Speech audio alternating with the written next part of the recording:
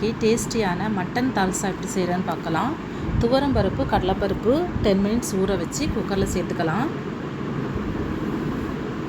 Mutton சேர்த்துக்கலாம். இஞ்சி பூண்டு விழுது, மஞ்சள் தூள், சால்ட்டு கொஞ்சமாக சேர்த்து தண்ணி சேர்த்து குக்கரை மூடி அடுப்பில் வச்சுக்கலாம். 5 விசில் வரட்டும்.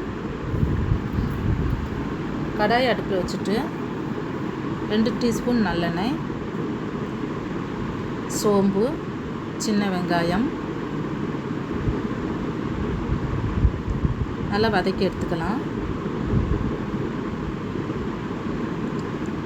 சின்ன தக்காளி 4 தக்காளி சேர்த்துருக்குறேன். இதையும் நல்லா மிக்ஸ் பண்ணிக்கலாம். இதுலேயும் நம்ம இஞ்சி பூண்டு விழுது சேர்த்துக்கிறோம். மிக்ஸ் பண்ணி விட்டுக்கலாம். புதினா, கருவேப்பிலை சேர்த்து மிக்ஸ் பண்ணிடலாம். இதுக்கு தேவையான வெஜிடபிள்ஸ் கத்தரிக்காய், வாழைக்காய் சேர்த்துருக்குறேன், மாங்காய் சேர்த்தா ரொம்ப டேஸ்டியாக இருக்கும். பச்சை மிளகாய் சேர்த்து நல்லா மிக்ஸ் பண்ணி விட்டுக்கலாம். நீங்கள் முருங்கைக்காய் கூட சேர்த்துக்கலாம், ரொம்ப டேஸ்டியாக இருக்கும். சால்ட்டு தேவையான அளவு சேர்த்து நல்லா மூடி வச்சிடலாம். இந்த டைமில் மிளகாய்த்தூள், மஞ்சள் தூள், கரம் மசாலா தூள் சேர்த்து நல்லா மிக்ஸ் பண்ணி விட்டுக்கலாம். புளித்தண்ணி லெமன் அளவு ஊற வச்சு சேர்த்துக்கலாம். கொஞ்சமாக தான் புளித்தண்ணி சேர்த்துக்கணும், நிறைய சேர்த்துக்கக்கூடாது. நல்லா வேக வச்சு எடுத்துக்கலாம். வெஜிடபிள்ஸ் எல்லாம் நல்லா வேகணும். இந்த பக்குவத்தில் இருக்கணும். நீங்கள் குக்கர்லன்னா ஒரு விசில் கூட வச்சு எடுத்துக்கலாம் வெஜிடபிள்ஸு. இந்த டைமில் நம்ம குக்கரில் வச்சுருக்கிற மட்டன், துவரம்பருப்பு எல்லாம் சேர்த்து இதுக்கு கூட சேர்த்து கிளறி விட்டுக்கலாம்.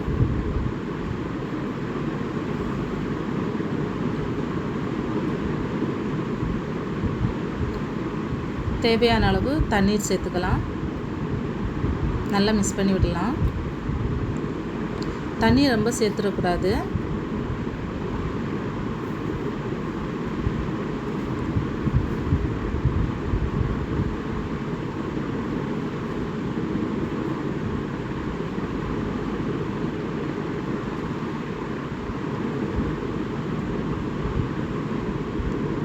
சால்ட்டு கரெக்டாக இருக்குதான்னு செக் பண்ணிவிட்டு நம்ம சால்ட்டு சேர்த்துக்கலாம்.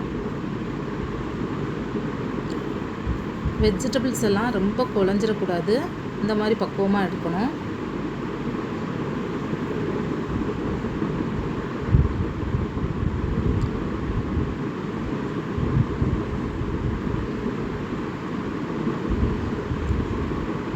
நல்லா கொதிக்கட்டும். இந்த டைமில் நம்ம மல்லி இலை தூவிக்கலாம். மல்லி இலை தூவி 10 மினிட்ஸ் வச்சுக்கலாம்.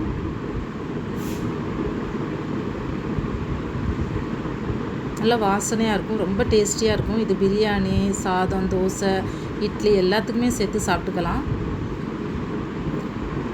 நீங்களும் வீட்டில் செஞ்சு பாருங்கள். இந்த வீடியோ பிடிச்சிருந்தா லைக் பண்ணுங்கள், ஷேர் பண்ணுங்கள், சப்ஸ்கிரைப் பண்ணுங்கள்.